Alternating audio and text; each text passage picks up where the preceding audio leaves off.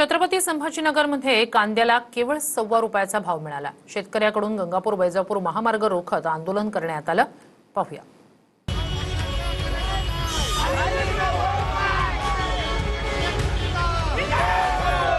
छत्रपती संभाजीनगरच्या गंगापूर कृषी उत्पन्न बाजार समितीत कांद्याला ₹1.25 दर मिळाल्यानं शेतकऱ्यांचा संताप अनावर झाला।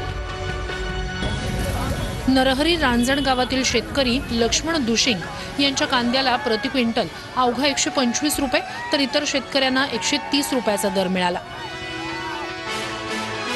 वाहतुकीचा खर्चही निघत नसल्यानं संतप्त शेतकऱ्यांनी गंगापूर-वैजापूर महामार्गाच्या गेट समोरच सर्व कांदे रस्त्यावर फेकून देत रास्ता रोको केला।